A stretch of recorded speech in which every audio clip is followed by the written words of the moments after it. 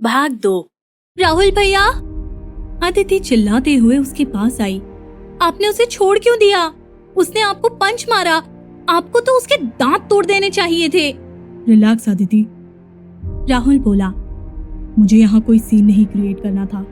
वैसे भी यहाँ लड़ाई होती तो बात एचओडी एंड फिर डीन तक जाती, एंड अगर गलती से भैया को पता चल जाता तो। अदिति ने यह सुनते ही राहुल से नजर चुरा ली। अदिति प्लीज, तू ये बात बिग ब्रो से मत कहना। राहुल बोला।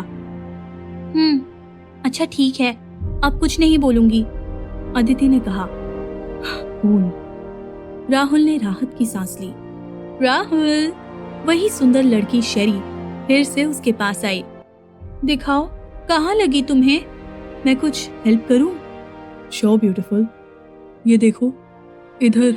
राहुल आगे बोलता उससे पहले ही उसने देखा कि सामने से एक गाड़ी तेजी से गार्डन से सटी रोड पर दौड़ती हुई आई और वहाँ पर स्किड करते हुए रुक गई। सभी उस गाड़ी को देखने लगे। गए अब तो, राहुल ने सकपकाते हुए कहा और गुस्से में अदिति की ओर देखा। तुझे तो मैं घर जाकर देखता हूँ अद्दू। अदिति उसकी तरफ जानबूझकर नहीं देख रही थी। गाड़ी का गेट खुला और रणवीर शेड्स यानी कि सनग्लासेस लगाए हुए बाहर निकला। उसकी शर्ट की आस्तीन ऊपर कोहनी तक मुड़ी हुई थी।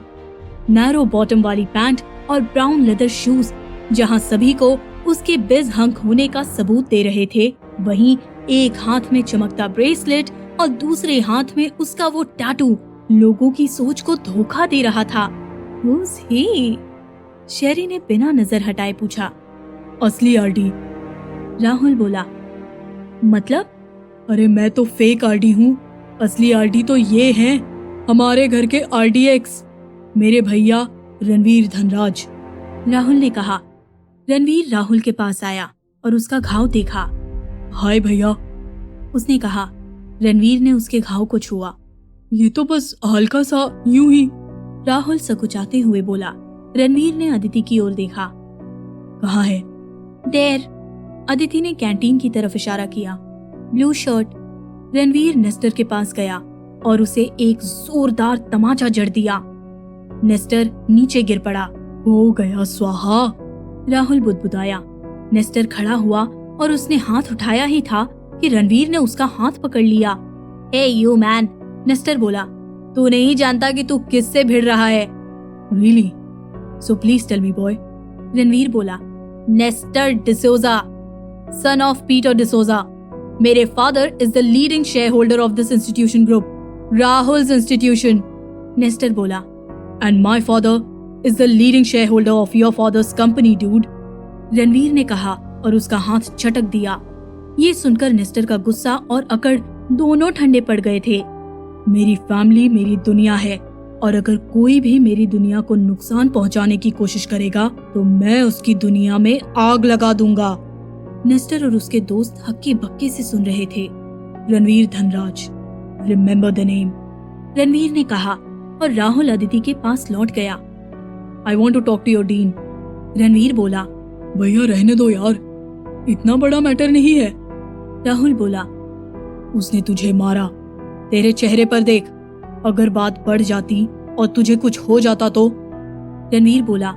ये तो उसका लक है कि हम कॉलेज में हैं, वरना। भैया शांत हो जाओ, राहुल ने रणवीर को समझाया। आपका भाई ठीक है, ये देखो बिल्कुल फिट एंड फाइन। रणवीर ने राहुल को गले लगा लिया। अब इमोशनल करके ही मानोगे क्या? राहुल हंसते हुए बोला। ओके, गुस्सा छोड़ो और घर चलो, बहुत भूख लगी है। आज मुझे आपके हाथ का स्पेशल चीज पिज्जा सैंडविच खाना है। लेकिन फर्स्ट स्लाइस मेरा होगा, अदिति बोली। तुझे तो मैं एक बाइट नहीं दूंगा। फेक प्रॉमिस करती है ये भैया।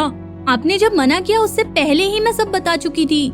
तू रहने दे liar number 1। Same to you भैया। बस करो यार, कुछ लड़ाई घर के लिए भी रहने दो, रणवीर ने दोनों को गाड़ी में बिठाते हुए कहा। रणवीर चेंज करके बेड पर बैठा ही था कि उसकी नजरें अपने गिटार पर पड़ी। वो उठकर गया और उस पर अपना हाथ फेरा। तभी दरवाजे पर दस्तक हुई। रणवीर ने मुड़कर देखा तो उसकी माँ वहाँ खड़ी थी। अरे मॉम, आइए ना, कुछ काम था? क्यों? क्या मेरे बेटे के पास आने के लिए मुझे काम का बहाना चाहिए? अभिलाषा जी बोली। नहीं मॉम, मेरा वो मतलब नहीं था। रणवीर मुस्कुराते हुए बोला। तो कैसा गया तुम्हारा सीईओ के रूप में पहला दिन? उन्होंने बैठते हुए पूछा। बस मॉम, ठीक था। रणवीर अपनी माँ की गोद में सर रखकर बैठ गया। तुमने गिटार प्ले करना बंद कर दिया है ना रणवीर? मॉम, गिटार मेरा पास्ट है और मैं नहीं चाहता कि मेरा पास्ट मेरे फ्यूचर को अफेक्ट करे। बच्चा, कुछ आदतें पास्ट या फ्यूचर नहीं होती हैं, वो तो बस होती हैं। अगर वो हमारे दिल को सुकून देती हैं, तो उसे जारी रखने में कोई हर्ज नहीं। अभिलाषा जी ने उसे समझाया। जी मॉम, मैं इस बारे में जरूर सोचूंगा। रणवीर ने कहा। ओह, मुझे तो आदित्य के लिए मिल्क शेक भिजवाना था। पढ़ाई कर रही है तो उसे चाहिए होगा। अभिलाषा बोली। ओके मॉम, आप जाइए। रणवीर उठते हुए बोला। अभिलाषा जी खड़ी हुई और दरवाजे तक जाकर एक बार रणवीर को मुड़कर देखा। रणवीर अपने में ही खोया हुआ सा था। अभिलाषा जी आंखों में आंसू लिए वहां से निकल गई। क्या हुआ? तुम इतनी परेशान क्यों हो? शांतनु जी ने अभिलाषा जी को गुमसुम देखकर कहा। बच्चे हमसे छुपाने के लिए कितना कुछ करते हैं, लेकिन ये क्यों नहीं समझते कि हमने जन्म दिया है उनको। हम उनकी आंखें पढ़ लेते हैं। अभिलाषा जी बोली। रणवीर से मिलकर आई हो? शांतनु जी समझ गए थे। कभी कभी मुझे लगता है कि हमने अन्याय किया है उसके साथ। अभिलाषा जी भावुक हो गई। ऐसा नहीं है अभिलाषा।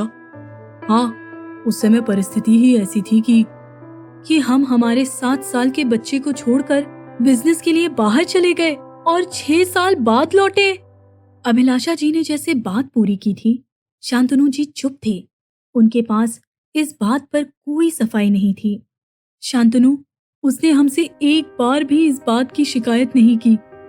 हमारे लिए, इस परिवार के लिए अपने हर सपने को कुर्बान किया है उसने। और हमने क्या दिया उसे? जिम्मेदारियों का इतना बड़ा बोझ, और वो भी इतनी कम उम्र में। मानता हूँ अभिलाषा कि हमने ये ज्यादती की है उस पर, लेकिन ये तुम भी जानती हो कि अगर इस जिम्मेदारी को कोई संभाल सकता है तो वो रणवीर ही था।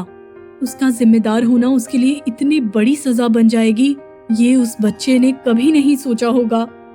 अभिलाषा जी बोली। आई एम सो सॉरी अभिलाषा। शांतनु जी भी भावुक हो गए। यहाँ दोषी मैं हूँ, वो हाथ जोड़ते हुए बोले। अभिलाषा जी ने उनके हाथ थामे और उनके सीने से लग गई। हम दोनों तो एक दूसरे का दर्द बांट लेते हैं शांतनु, पर रणवीर, उसका दर्द तो केवल वो झेलता है। अभिलाषा जी ने कहा। हमारा बेटा फिर से दिल खोलकर हंसेगा अभिलाषा, मुझे पूरा विश्वास है। अब ईश्वर से यही प्रार्थना है कि रणवीर की जिंदगी को भी कोई अपनी खुशबू से भर दे, वो जो उसे पूरा करे। अरे लेकिन वो किसी को पसंद तो करे। शांतनु बोले। उसकी उम्र के लड़कों को खुद की उम्र जितनी बार प्यार हो जाता है, और ये एक महाशय है जो इस बारे में सोचना ही नहीं चाहते हैं।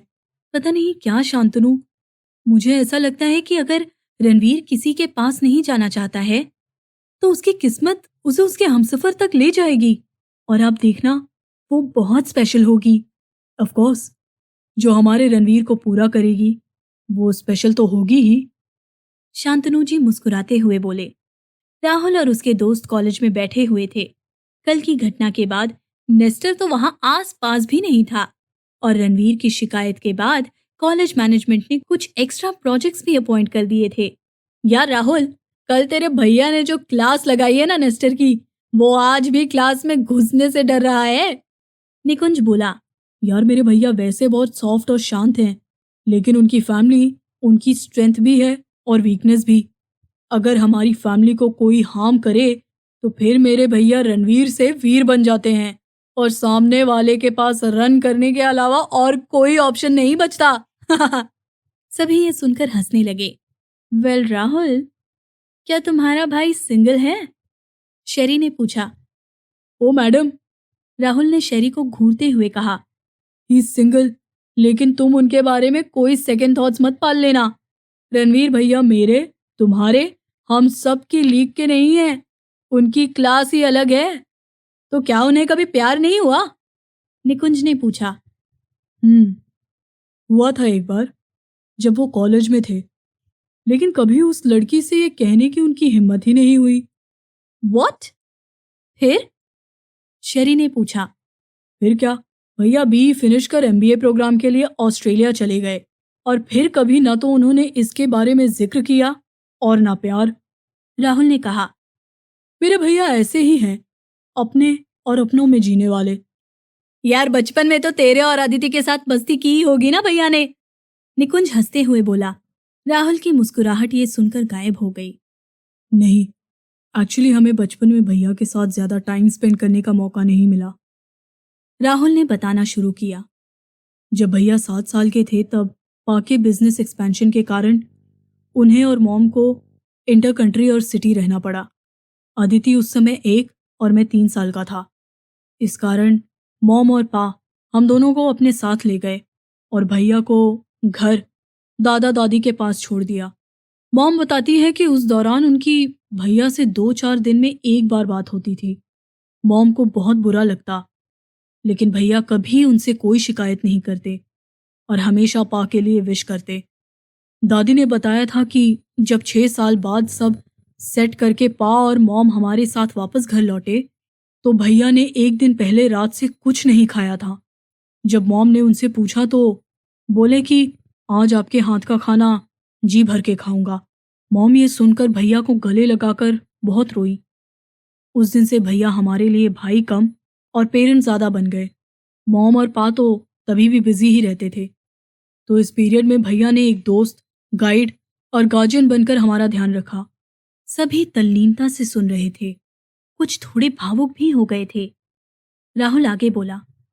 मॉम ने हमेशा मुझे और आदिति को एक बात सिखाई है कि तुम दोनों न्यू जनरेशन हो, अपने फैसले खुद ही लोगे। कभी हम पेरेंट्स की बात मानोगे तो कभी नहीं, लेकिन एक बात हमेशा ध्यान रखना, चाहे कुछ भी हो जाए अपने भैया की बात कभी मत टालना। उन्हें हमेशा वो दर्जा देना जो वो डिजर्व करते हैं। अदिति ने वहां आकर बात पूरी की। राहुल ने मुस्कुराते हुए अदिति को अपने पास बिठाया। रणवीर भैया मॉम की जान और पा का गुरूर हैं। वो सच में बहुत स्पेशल हैं, अदिति ने कहा। यार सही में, निकुंज बोला। रणवीर भैया तो हम सबकी लीग के तो बिल्कुल नहीं हैं। उनके लिए तो भगवान जी ने आउट ऑफ द बॉक्स ही बनाई होगी। बिग ब्रो का तो पता नहीं, लेकिन हम सभी उस आउट ऑफ द बॉक्स का बड़ी बेसब्री से वेट कर रहे हैं। न जाने कहाँ होगी वो, अदिति सोचते हुए बोली। स्थान जेके ड्रामेटिक्स थिएटर। शो स्टार्ट होने वाला है, जल्दी आओ सब, ड्रामा डायरेक्टर बोला। अरे सब वहाँ क्या कर रहे हो, कोई लाइटिंग भी तो देखो, आर्ट एक्सपर्ट चिल्लाते हुए बोला। और ये पर्दा, डायरेक्टर बोला। ये ऊपर से इतना ढीला नजर आ रहा है, ऐसे तो लोग पहले ही समझ जाएंगे कि ये गिरने वाला है। नहीं सर, वो ठीक हो रहा है, एक आर्टिस्ट बोला। कैसे हो जाएगा, अपने आप हो जाएगा क्या? नहीं नहीं सर, मेरा मतलब है कि वो ठीक कर रही है। कौन? मुझे तो कोई नजर नहीं आ रही है, कोई लाइट मारो उधर।